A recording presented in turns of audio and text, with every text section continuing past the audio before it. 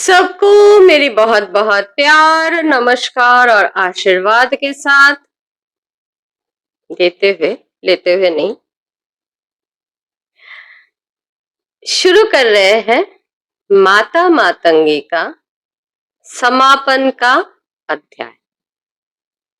माता मातंगी के विषय में आप लोगों को कुछ चीजें बहुत अच्छे से लास्ट एपिसोड में समझा देती हूँ।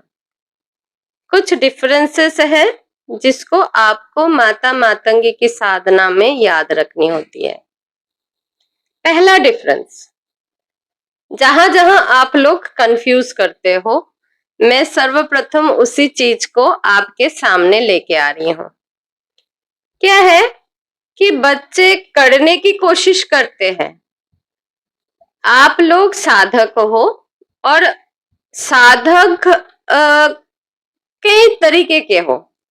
ऐसा नहीं कि बहुत ज्यादा कोई कुछ करना चाह रहे हो, ऐसे भी नहीं है। जैसे मुझे आप लोग जो लोग कांटेक्ट कर रहे हो, जहां से जैसे मेरे को पता लग रहा है, मातंगी साधना में मैं सबसे ज्यादा लोगों को भ्रमित होते देख रही हूँ। माता मातंगी तंत्र का और श्रीकुल का दोनों की ही सर्व अंतिम विद्या है।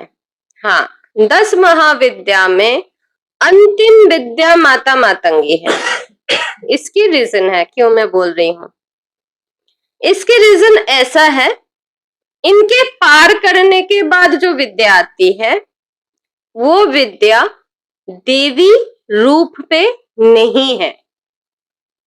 इनके बाद जो है माता कमलात्मिका, वो आत्मा की देवी है, आत्मा शक्ति की देवी है।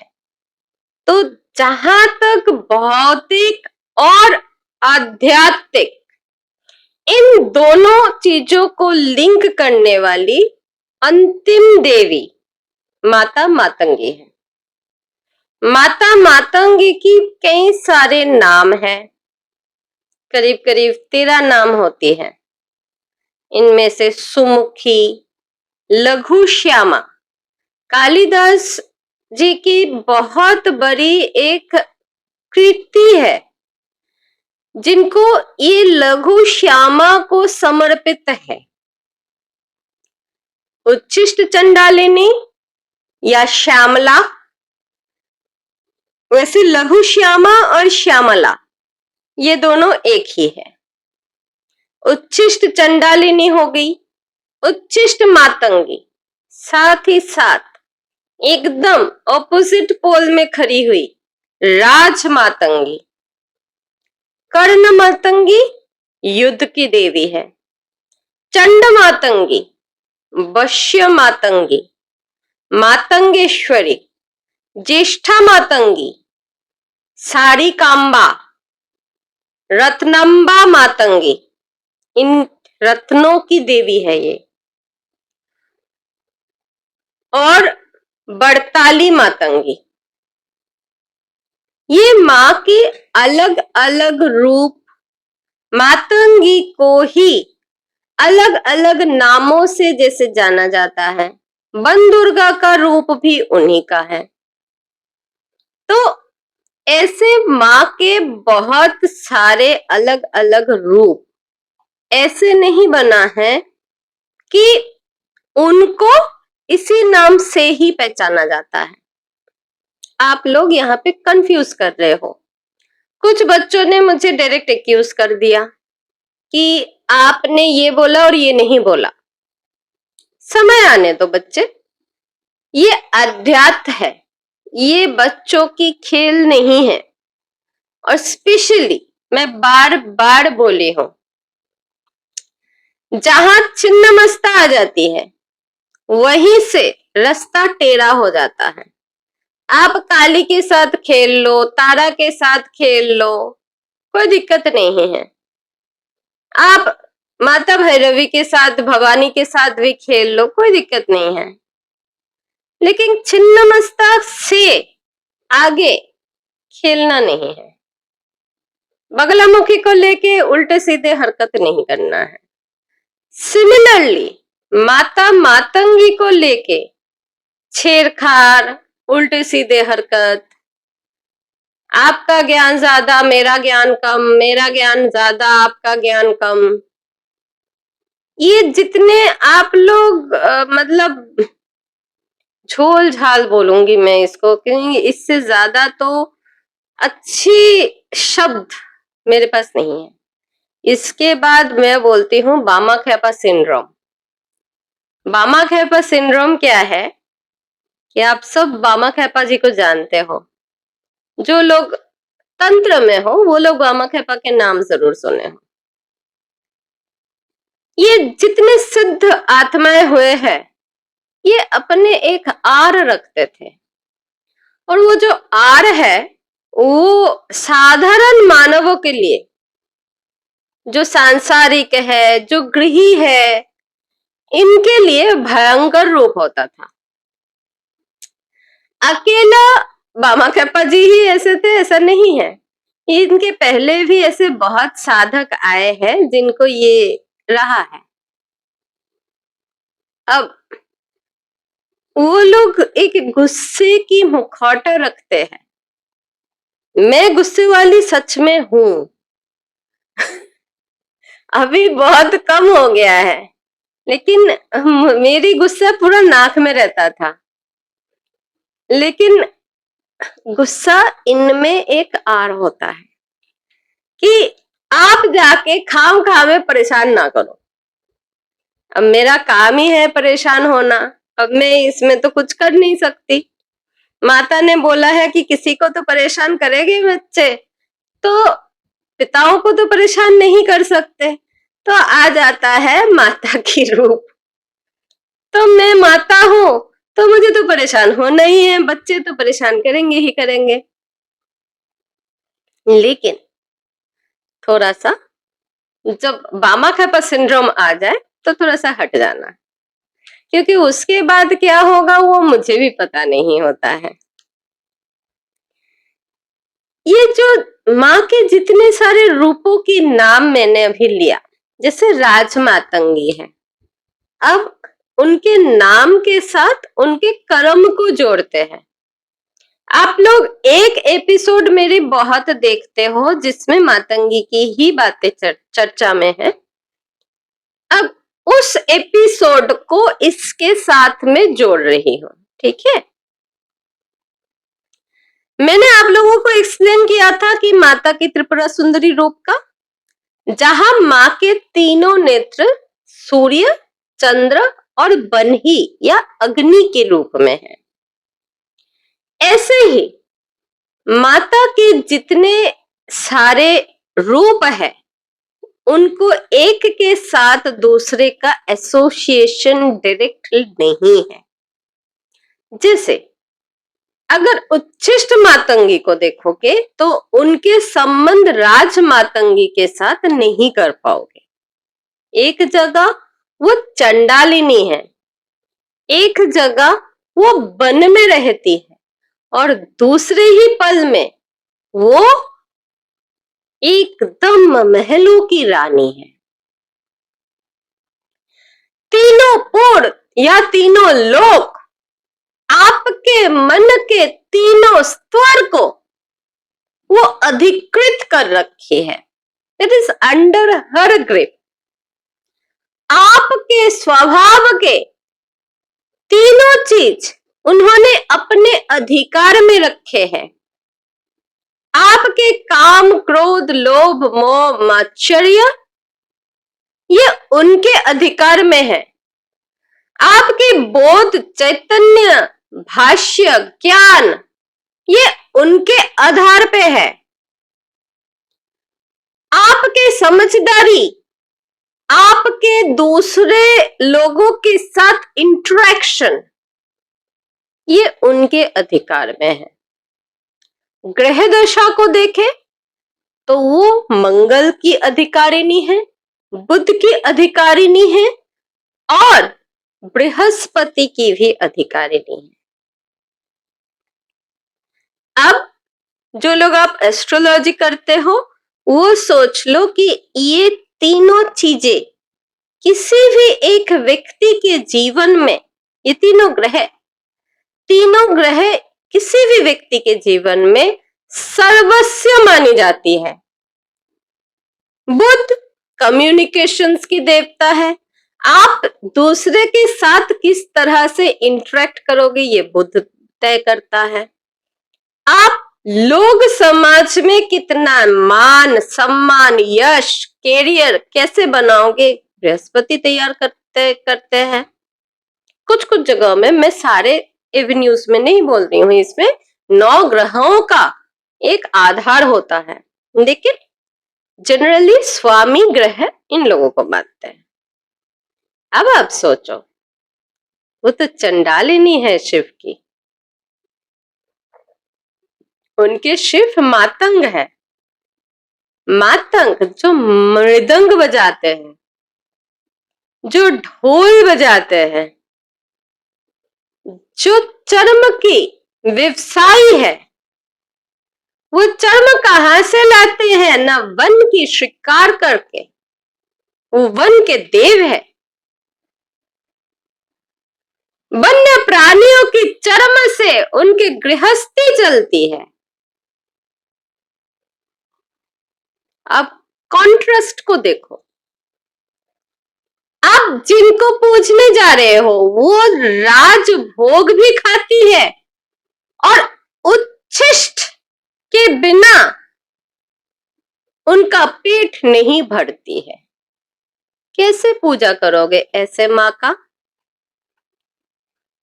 आपके दिखावा, आपके ऊपर की भक्ति, आपके मुंह से, चर्म मुख से की हुई कथन की, क्योंकि वो वैखरी की देवता है, वैखरी उन्हीं से जन्म लेता है। वो आदेश करेंगे तो आपके मुंह से शब्द निकलेगा। तो इनकी देवता भी वही है। आप जिनको पूजने जा रहे हो, आप जिनको जानने जा रहे हो, सर्वप्रथम उनको बहुत अच्छे से समझ लो। जो हरिकुल है या मतलब कृष्ण कुल बोलो, आप जैसे भी बोलो इनको, इस कुल में श्री विद्या की और श्री यंत्र की आधार बिंदु वो है। जब वही सब कुछ है, आपके त्रिनयन, मैंने क्या बोला, आपके बोध, बोध कहाँ है? बोध और चैतन्य जागृत कहाँ होता है? आपके आज्ञा चक्र पे। जब आपके आज्ञा चक्र, आपके विशुद्धि, आपके अनाहत चक्र, ये तीनों चक्र उन्हीं के आदेश से चलते हैं। अगर वो ना चाहे तो आपके बोध वहीं पे अटक सकता है। एक छोटा सा प्रसंग आपके साथ साझा करूंगी यहाँ पे। हम लोग उस समय देहरादून की जो द्रोण आश्रम है, मेरा जाना आना बहुत ज्यादा था। मैं गायत्री अनुष्ठान वहीं पे की हूँ और रहती भी था उसी, मतलब देहरादून में ही रहती थी। आप सब जानते हो 2004 से मेरा पोस्टिंग यहीं पे हुआ था, तो हम वहीं पे रहते थे। देहरादून की ये द्रोण आश्रम थोड़ा सा पहाड़ेली एरिया में है। शर्षधारा क्रॉसिंग से जा सकते हो आप, लेकिन वहां चढ़ने के लिए मोटरेबल रोड आज भी नहीं है। आप शर्षधारा रोड से आगे जाओगे तो आपको वो जगह मिलता है। अब आश्रम में एक दिन एक माता पिता आते हैं अपने साथ 2 बच्चों को लेके। बच्चे बोल रही हूं मैं, वैसे बेटी 21 साल की है, बेटा करीब करीब 19 साल या 18 साल के होंगे। वो कहते हैं कि इनको इनके टीचर ने बोले थे कि आप सरस्वती नहीं माता मातंगी की अर्चना करो, तो आपको विद्या पाने में जो प्रॉब्लम्स आ रही है वो ठीक हो जाएगा। 2004 के जो समाज परिकाठामो है, वहां जो टीचर है उनको मास्टर नहीं बोला जाता था, गुरु ही माना जाता था। तो महाशय ने जैसे जैसे बोले उन्होंने समझा भी दिए हैं, उन्होंने माता मातंगी का एक स्वरूप भी दिए हैं उनको रखने के लिए, उनको एक मंत्र भी दिए हैं उन्होंने कि आप इस मंत्र का जप करके और पढ़ाई करने के लिए बैठना, माता से प्रार्थना करना कि माँ हम लोगों को जो अड़चन आ रहा है वो दूर हो जाए। यहां तक कोई परेशानी नहीं है। गुरु ने अपना काम किया है, गुरु ने मंत्र भी दिए हैं, तो वो बकायदा दीक्षा होती है, मंत्र दीक्षा होती है। बच्चों ने उनको रख के जप करना शुरू किए थे। 11, 12 ग्रेजुएशन बेटी का बहुत अच्छा गया है माँ के स्वरूप रख के। बेटे ने 10th फेल कर लिया, 12th में आया, 10th 2 बार में 10th क्रॉस किया, तो 12th में जब आया फिर से बैक। 18 साल में भी वो 11th में अटका हुआ है, वो 12th नहीं जा पा रहा है। तब मैं कोई गुरु नहीं हूं, मैं साधिका हूं, मैं अपना गृहस्थ जीवन में हूं। बेटा छोटा है, 2004 की बात कर रही हूं, तो आप समझ सकते हो ये वही दौर है जब मैं अपना साधना कर रही हूं। गुरुदेव ने उनको देखा, देख के उन्हें बोले आपने मातंगी से क्या मांगे थे? अब लड़का हकलाता हुआ पाया गया। लड़का ने अपने ही मन से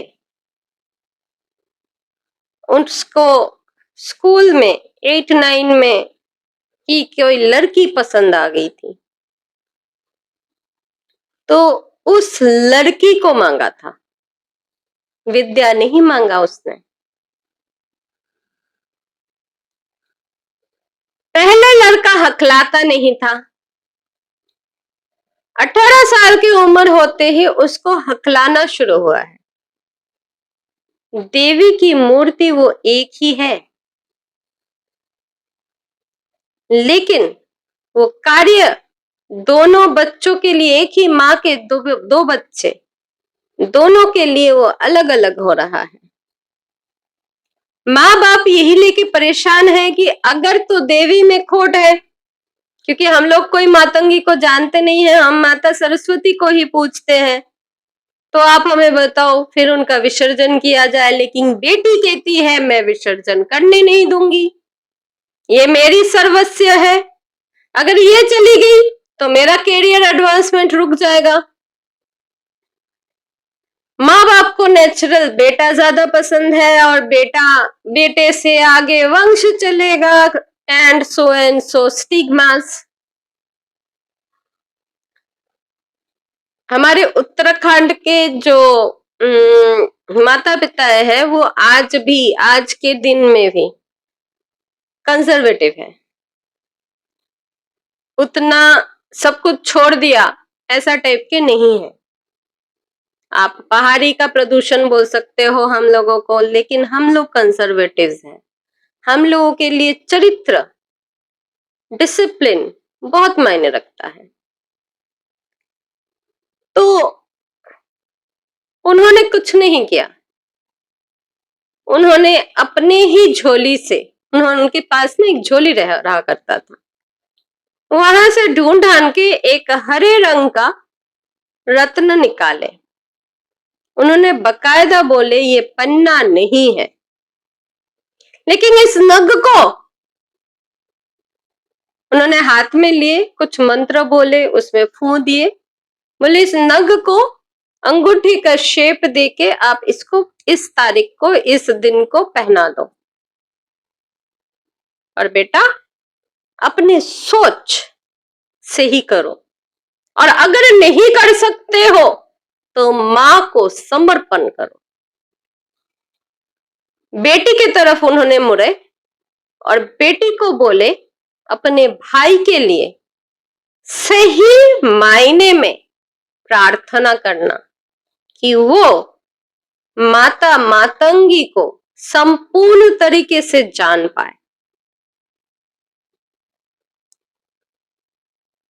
आज के डेट में वो लड़का एक आईएफएस ऑफिसर है, बहुत नामी आईएफएस ऑफिसर है, उत्तराखंड से ही बिलोंग करता है और बहुत सोशल मीडिया में बहुत ज्यादा वो इम्पोर्टेंट इन्फ्लुएंसर है।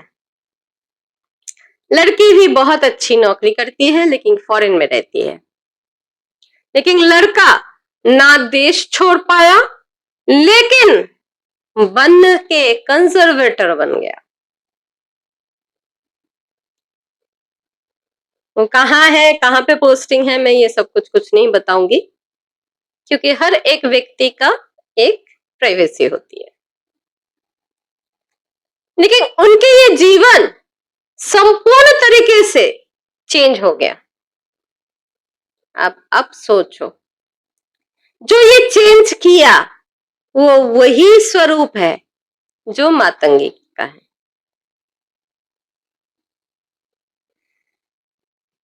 माता की जो साधक है, ये ज्यादातर डिजाइनर्स, कलाकार, जो शोध करता है, साइंटिस्ट है, संगीतकार, गायक, नर्तकी, मतलब कला आत्मक जितने हैं, ये माँ के सेवा में बहुत ज्यादा रहते हैं। कहा गया है माँ इनकी पूजा बहुत दिल से ग्रहण करती है। माता विशेष रूप पे बाक सिद्धि की देवी है। पराबाक माँ की संपूर्णता दर्शाती है। माँ को पंच भूतार तक जितनी भी शक्ति है वो समर्पित है, और ब्रह्मांड का जोनी रूप की माता प्रतीक है। वो ब्रह्मलोक में रहती ब्रह्मलोक में है, लेकिन इस विश्व ब्रह्मांड की जोनी स्वरूप की प्रतीक है। ये मैं 2-3-4 बार मैं इस विषय को लेना चाहा, लेकिन मन नहीं माना। यहाँ ये जो ब्रह्मांड है, ये संपूर्ण ब्रह्मांड की बात कर रही हूं मैं, सिर्फ हमारी पृथ्वी का बात नहीं कर रही हूं। ये संपूर्ण ब्रह्मांड को एक जोनी स्वरूप में रख के द यूनिट ऑफ रिप्रोडक्शन, वो कार्यरत कौन है, तभी वो ब्रह्मवादिनी है, ब्रह्मलोक में बैठी हुई है। ये वो टेक अंडर करते हैं जब भी किसी माँ को उनकी यूट्रस जनित या माँ ना हो पाने के जनित कोई भी बाधा आती है। इसलिए कहा गया है कि माता बन दुर्गा से उनका इलाज करवा लो। ये आज के दिन के व्यक्ति वो जानते नहीं है, लेकिन हमारे समय में, अभी मैं तो प्राचीन हो ही रही हूँ क्योंकि 50 साल तो हो ही गया मेरा, तो 50 साल पूर्व या 25-15 साल पहले भी ना कहा जाता था कि वन देवी के पास ले जाओ, माता को पुत्र या कन्या मतलब संतान सुख प्राप्ति हो जाएगी। अब आप समझ रहे हो, ये इंटरलिंकिंग है। आपको प्रतिष्ठा चाहिए, आपको नेम एंड फेम चाहिए, माता मातंगी वो आपको दिला सकते हैं। वो सांसारिक एबंडेंस और आध्यात्मिक एबंडेंस दोनों तरीके की देवी है।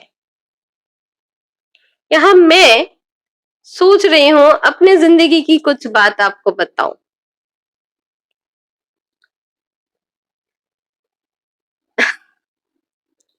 मैंने करीब 16 साल 17 साल तब मेरी उम्र थी, जस्ट आईसीएससी क्रॉस की हूँ, आईसीएससी दी थी मैंने। तो आप लोग सब जानते हो कि मैं कॉन्वेंट एडुकेटेड हूँ, तो मेरा आईसीएससी का बोर्ड था। 10th पास किया और उस समय जब मैं कामाख्या गई तो तब मेरे पहले जो कॉल थे, प्रधान कॉल थे, उस बार हमारा उनके साथ बातचीत हो गया। तो हम लोगों को पता लगा कि हाँ वो प्रधान कॉल है, तो उन्होंने मुझे बैठाए। हम लोग माता के मंदिर से बाहर जो शिव मंदिर है, हम लोग वहां बैठे हुए थे। तो उन्होंने मुझे बोले कि आप आगे की क्या सोच रहे हो। मैंने कहा बाबा मैं संन्यास लेना चाहती हूँ, लेकिन मैं ये नहीं चाहती हूँ कि कोई मुझे ये बोले कि मैं मेरी रिस्पॉन्सिबिलिटी से भाग के मैंने संन्यास लिया है।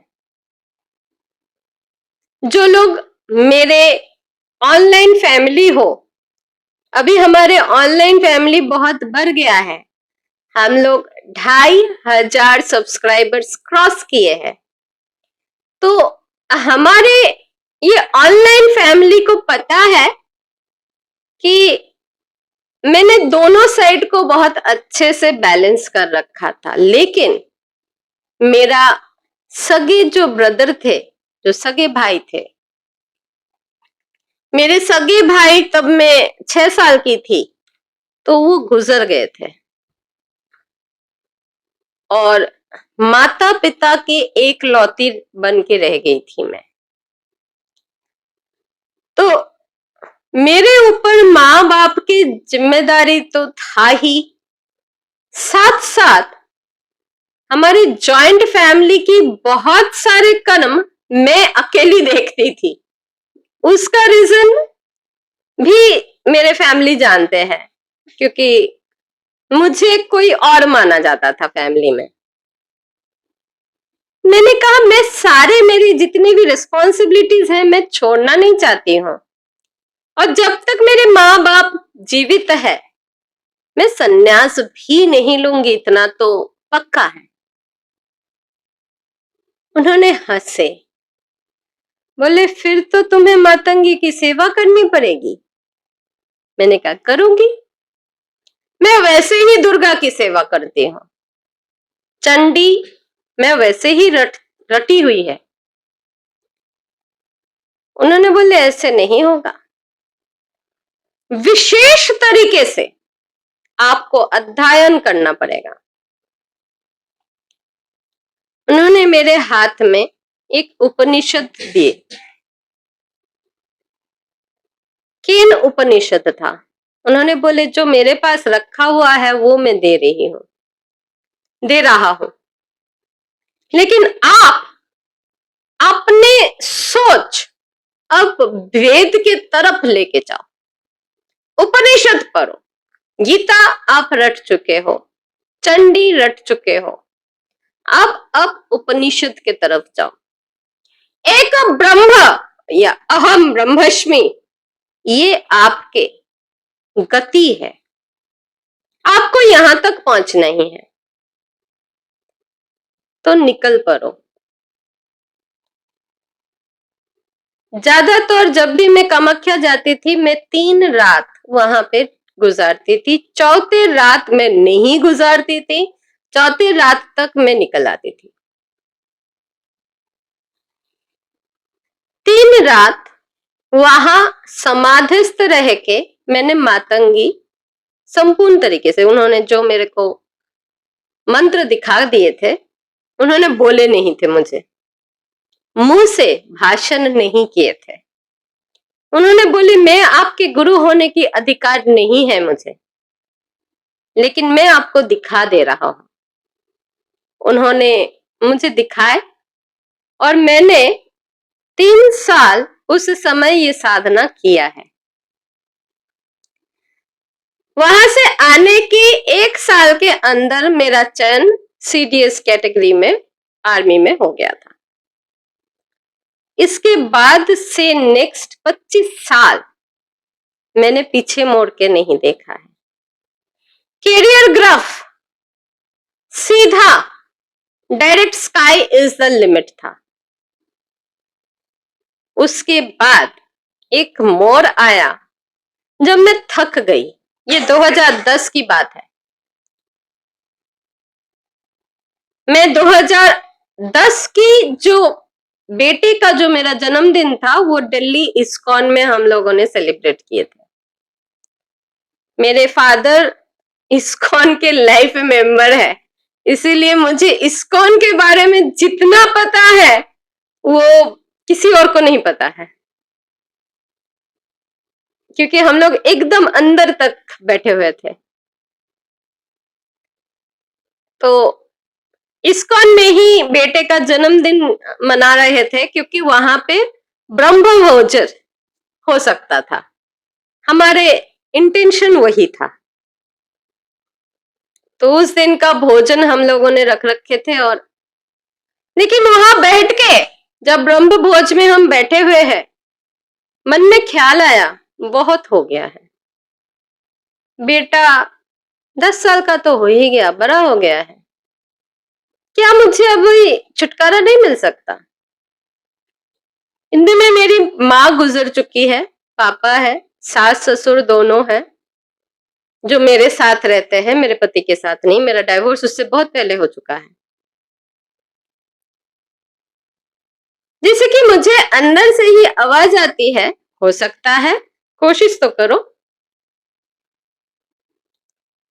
उस समय दोनों नवरात्रा, क्योंकि तब तो मुझे आज्ञा नहीं था कि मैं 4 नवरात्रा कर सकती हूँ, मैं गृहस्थ हूँ, तो 2 नवरात्रा मेरा संपूर्ण रूप से चलता था।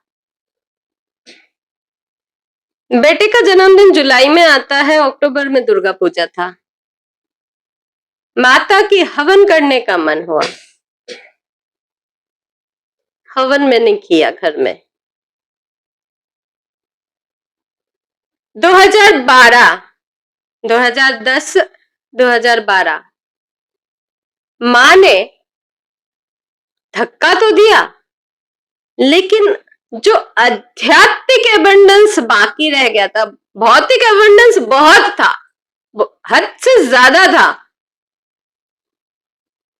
भौतिक एबंडेंस के साथ साथ माता ने आध्यात्मिक एबंडेंस इस गति से दौड़ा दिए कि 2014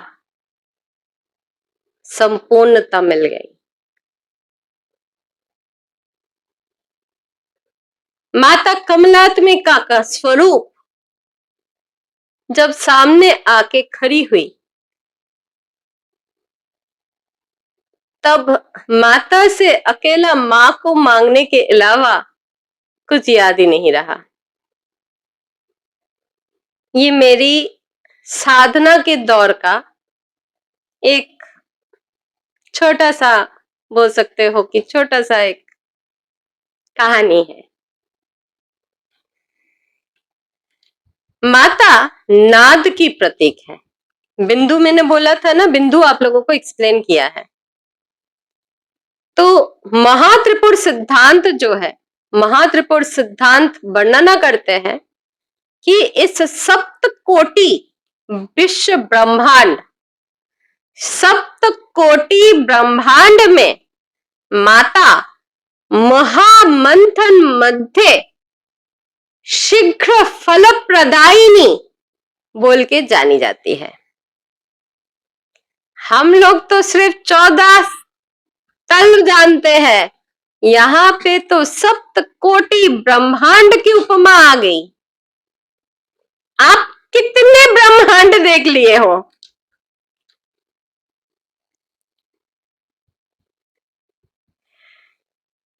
माँ के शरीर के जो अलग अलग रंग है, इससे 8 शक्तियां आती हैं। रति, प्रीति, मनोभावा, क्रिया, जो जैसा जिसका नाम है, माँ की शक्ति वहां पे उसी आधारभूत है। रति शक्ति माँ की शक्ति है, प्रीति शक्ति माँ की शक्ति है। ऐसे ही अनंग कुसुमा, अनंग मदना, मदना लसा, माँ की पूरा शक्ति का नाम है मदना लसा। ये माँ की 8 शक्तियां हैं। माँ इन्हीं शक्तियों को क्रिया करवाती हुई इस विश्व ब्रह्मांड को वश कर रखी है। माँ की पूजा करने से वशीकरण की अधिकारी नहीं होते हो, माँ ने वश कर रखी है। जब माँ अपने इस वशीकरण से साधक को छूट देती है, तो साधक आगे कदम रख के कमलात्मिका तक पहुंचती है या पहुंचता है, और नहीं यहां से पहुंचती है। यहां पे आने के बाद आपके पुरुषार्थ समाप्त हो जाता है। इसकी कारण क्या है? माँ यहाँ पे, आप लोग जानते हो कि माँ भविष्यवाणी की देवी है। जो माता मातंगी को जानते हैं, उनका स्पेशल पावर होता है, वो भविष्य देख सकते हैं। हाँ, मैं इसलिए ही भविष्य देख सकती हूँ। चलो, मैंने आज तो मान लिया, चलो, क्योंकि आजकल मुझे बहुत ज्यादा बताया जा रहा है कि जो है उसको खुले तौर पे मानो। चलो, मैंने मान लिया। लेकिन माँ ये जो भविष्यवाणी कर सकती है या भविष्य देखने की माँ ये जो वरदान देती है, वरदान नहीं, ये माँ की शक्ति है कि माँ आगे 100 साल पीछे के 100 साल दिखा सकती है किसी भी जीव का। उनके आगे की 100 जन्म और पीछे की 100 जन्म आप माता की साधना सिद्धि के बाद देख सकते हो। लेकिन माता यहाँ पे बैखरी की देवी है। यहाँ आपकी पुरुषार्थ समाप्त हो जाती है। क्यों? माता वो बिंदु रूपिणी है, जहां आप गले से आवाज निकलते हो, ये जो आवाज जो निकलता है, यहाँ माँ बैठी हुई है।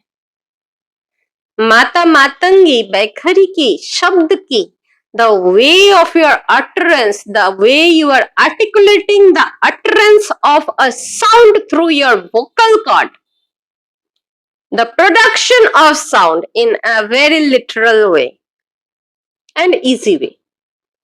मैं थोड़ा शशि थरूर बन गई थी। चलो वापस आ जाते हैं। बहुत अच्छा कॉलिग रहे हैं मेरे। तो अब जब ये जो आवाज, ये क्यों बोल रही हूँ, आर्टिकुलेशन ऑफ अटरेंस क्यों मैंने इतना ऑर्नामेंटल क्यों हुई?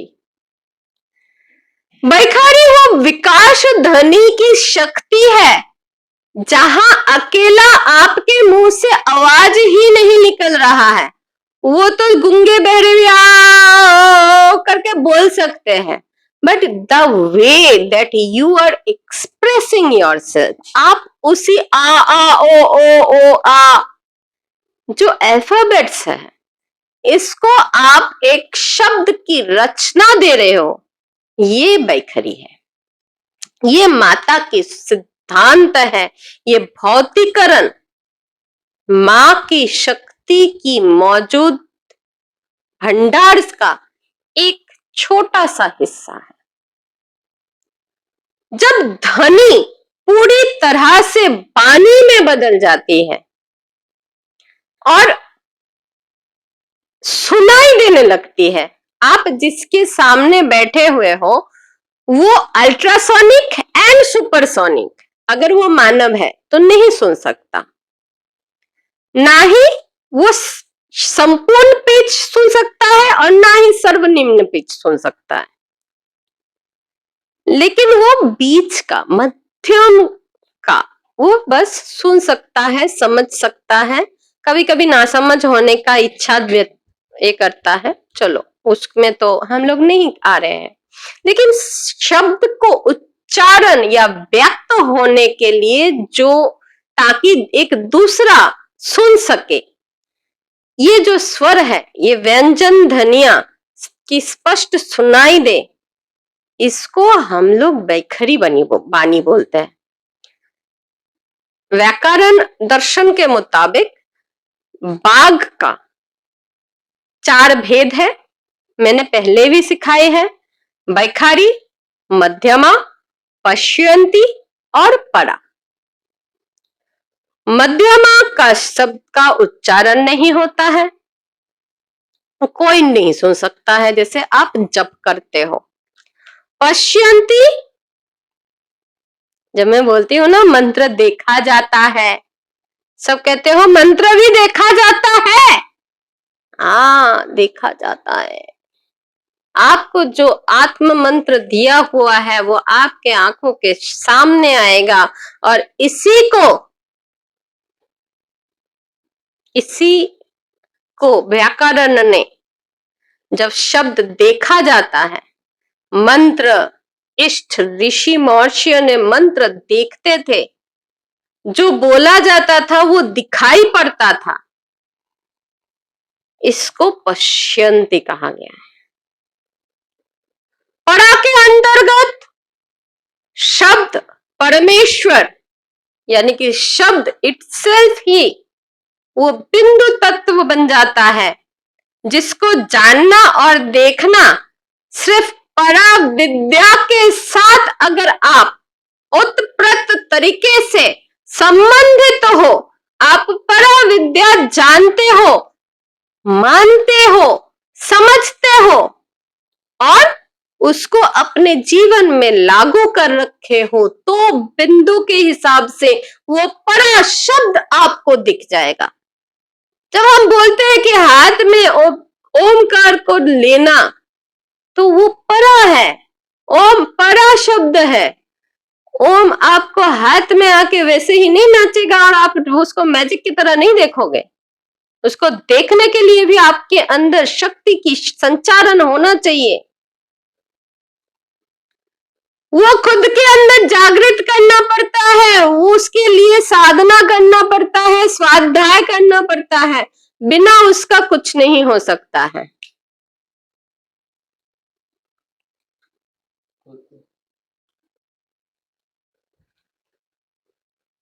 तो बाघ के ये जो चारों भेद है, और स्थूलतम श्रवण इंद्रिय को भेद करने वाला, हम लोगों को परा शब्द भी सुनाई देता है। जो साधक शून्य के बाद परा की भंडार बैठा हुआ है। आप लोग तो शून्य तक ही नहीं पहुंच पा रहे हो, मैं इसके आगे आप लोगों को क्या मतलब डिटेलिंग कैसे करूं, क्योंकि शून्य के बाद तो एक्चुअल काम शुरू होता है। अच्छा, सरस्वती और मातंगी एक आंतरिक जगत की देवी है। माता मातंगी आंतरिक बाघ क्षमता, बाघ शक्ति, सृष्टि, कला, भेद, इनकी देवी है। जबकि माता सरस्वती संपूर्ण भौतिकवादी और भौतिक शास्त्रीय ज्ञान से संबंधित देवी है। आप अपना लिटरेचर पढ़ रहे हो, अपने शास्त्र पढ़ रहे हो, शास्त्र ज्ञान ले रहे हो, उनको पढ़ो।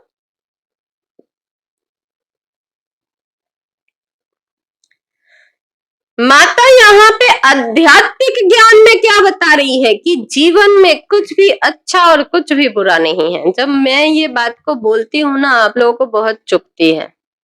मैं आप लोगों को बार बार बोलती हूँ, भेद क्यों रखते हो? किसी भी चीज में भेद नहीं होना चाहिए। भेद आप लोग रखते क्यों हो? क्योंकि आध्यात्मिक ज्ञान जब माता मातंगी बोल रही है कि कुछ भी अच्छा नहीं है और कुछ भी बुरा नहीं है। अगर मेरे लिए कुछ एक अच्छा है, आपके लिए बुरा हो सकता है, आपके लिए जो बुरा है वो मेरे लिए अच्छा हो सकता है। इट्स द वर्ड और the fundamental phenomena of relativity. जब मैं किसी के, मान लो मैं विचार करने बैठी हूं, तो अगर मैं किसी के हक में बोल रही हूं तो मैं किसी के अगेंस्ट में भी तो बोल रही हूं। एक वादी है, एक प्रतिवादी है, तो अगर किसी की तरफ न्याय जाता है तो दूसरे के साथ भी अन्याय हो रहा है। उसके हिसाब से जो जज बैठे हुए हैं वो न्याय कर रहे हैं, वो लॉजिक, एविडेंस, ये सब को देखते हुए वो न्याय को दे रहे हैं। लेकिन वो किसी एक के हक में जा सकता है, दोनों के साथ न्याय कृष्ण भी नहीं कर पाया है पांडव और कौरव के साथ। He was the greatest strategist, और वैसा स्ट्रैटेजिस्ट सारे सब कुछ अपनाने के बाद महाभारत के युद्ध का ऐलान किया था।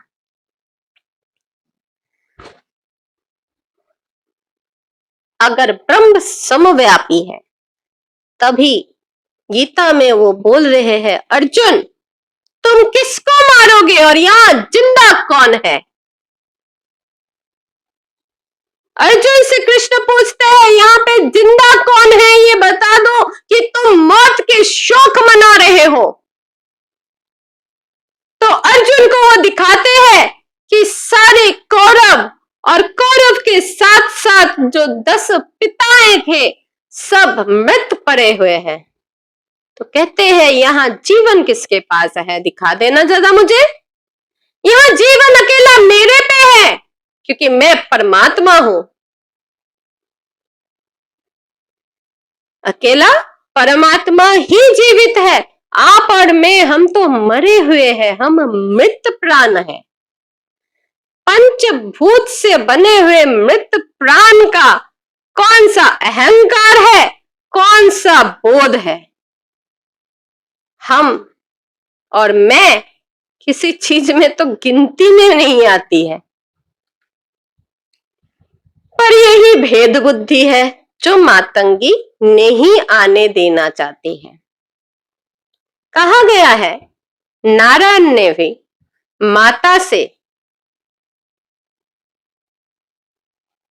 प्रार्थना करके, साधना करने के बाद माता की पूर्व में महिला बनके, महिला स्त्री शक्ति बनने के बाद ही उनको माता की त्रिपुर में एंट्री मिली थी, और उनको जितनी शक्तियां मिली हुई है ये माता की ही देन है कि उसके बाद ही उन्होंने वेद को लिखित रूप में प्राणवंत तरीके से सबके सामने ला पाए थे।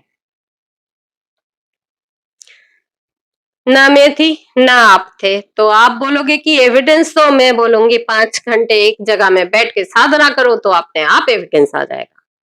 मैंने देख रखा है। आप बोलोगे आप एविडेंस दो, मैं बोलूंगी साधना करो। वो तो आपको करना नहीं है। गुरु कृपा हो जाए तो गुरु के उल्टे हाथ का चप्पल भी हो जाता है।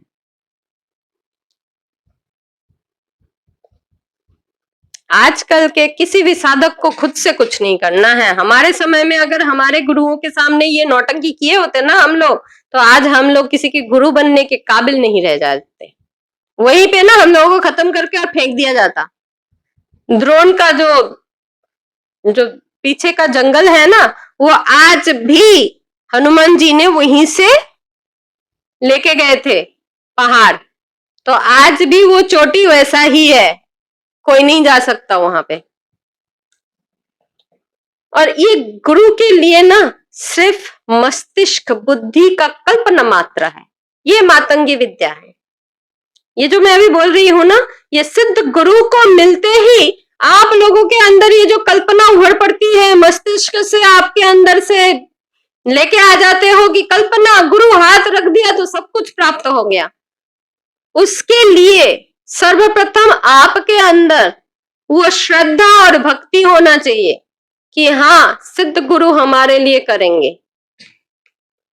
आप अकेले आके टपक के खड़े हो जाओगे क्योंकि सिद्ध गुरु को सब कुछ दिखाई दे रहा है, सिद्ध गुरु को ये भी दिखाई दे रहा है तुम कितने पानी में हो और कहां तक तुम सिद्ध गुरु के साथ चलोगे। 1 साल 2 साल, कम से कम 10-20 साल चल लो, उसके बाद सोचेंगे कि तुम्हारा कल्याण करना है कि नहीं करना है, अदरवाइज नॉट। तभी गुरु परंपरा है, अदरवाइज गुरु परंपरा की जरूरत नहीं पड़ती थी।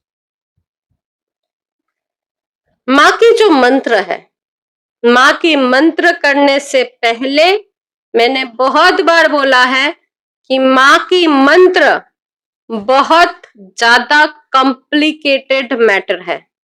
माँ की मंत्र ऐसे ओम ह्रीम करके मत करना। माँ की जो मंत्र है उसमें मातंगी किसी एक देवी है, मातंगाई कोई और देवी है, मातंगिया देवी नहीं है, डाकिनी का नाम है। हालांकि इनको बुद्धि, ज्ञान, अभिव्यक्ति, व्यक्तित्व सबकी देवी माना गया है, लेकिन माँ के साथ उनकी डाकिनी, उनकी योगिनी, उनकी सृष्टि के हर एक भूत साथ में समाये हुए हैं। जो स्थान देवता, कुल देवता, वन देवी क्यों है? क्योंकि वो स्थान देवी है। वो क्या दर्शाती है? क्यों वो उच्छिष्ट बन रखी है? उनको शौक गया है, त्रिपुर भैरवी है वो, उनको शौक चली है कि मातंगी उच्छिष्टा बन रही है। आपको सिखाने के लिए उच्छिष्टा बन रही है कि जिसको आप दरकिनार करते हो, आप हटा देते हो, मैं उसको अपनाता हूं। इसलिए मेरे पास कोई भेद नहीं है, कोई भी मेरे लिए अच्छा भी नहीं है, कोई मेरे लिए बुरा भी नहीं है। जो अच्छा है वो भी अच्छा है, जो बुरा है वो भी अच्छा है। भौतिक काल में हम बैठे हुए हैं तो हमें अच्छा और बुरा के भेद करना पड़ता है। साधनगत, साधना के अंदर आपको नहीं करना है। पर इसका मतलब ये नहीं है कि कोई बाहर से आके हमारे गुरुकुल को नाश करने आ जाए और मैं उसको अच्छे से बैठा के 15 दिन तक राजभोग खिलाती रहूं। नहीं मिलेगा। जिसको जितना मिल गया उतना काफी है।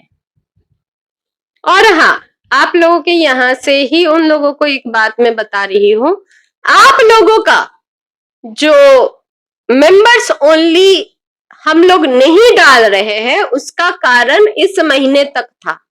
अभी भी ये पितृपक्ष तक रहेगा, क्योंकि कुछ लोगों का रिन्यूअल हम नहीं चाहते हैं। वो लोग खुद जानते हैं हम लोग किनको नहीं चाहते हैं। वो लोग हमारे मेंबरशिप ना ले तो ज्यादा बेटर है, नहीं तो मैं मेंबरशिप मेंबर्स सिर्फ उन्हीं को दूंगी जिस स्लॉट में वो लोग नहीं है। ये आश्रम का एक डिसीजन है, क्योंकि मातंगी का जो कोर्स है वो हम लोग चालू करना चाह रहे हैं, लेकिन उनके मेंबरशिप के चलते मातंगी का कोर्स हेल्ड अप है, वो हम लोग करवा नहीं पा रहे हैं। माता मातंगी आध्यात्मिक विकास और बोध परिवर्तन निष्कर्ष को हासिल करने की अंतिम देवी कह रही हूं, क्योंकि आगे शरीर नहीं है, आगे आत्मा भी नहीं है। मन शरीर से पहले समाप्त हो जाना चाहिए। छिन्नावस्था मन की ही संपूर्ण तरीके से निकाल देती है। तो इनके जितने मंत्र है ये दिव्य ऊर्जा वाली है। ऑनलाइन चेक करके और ये मंत्र रटना जप करना किसी आत्मीय सज्जन ने दिया है इसलिए मैं उसको रट रहा हूं, क्षमा करना, मेरे पास मत आना। मैं कोई मदद नहीं कर सकती।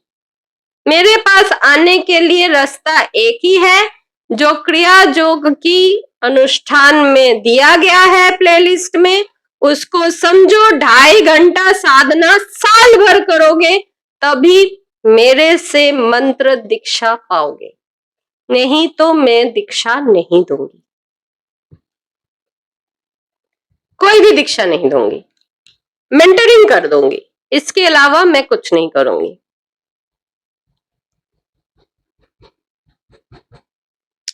माता मातंगी की जो मंत्र है, और एक बता दे रही हूं, ये मेंटरिंग के बीच में है। माँ के मंत्र जितने भी है बैखरी के नहीं होते हैं। अब ये और एक्सप्लेन नहीं करूंगी, पीछे चले जाना, बैखरी क्या है वो पता लग जाएगा। माता के कोई भी मंत्र शब्द नहीं निकल सकता।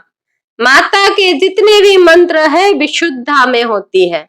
विशुद्धा से ऊपर आ जाने से वो मंत्र उच्छिष्ट हो जाता है, वो उनको गृहित नहीं है।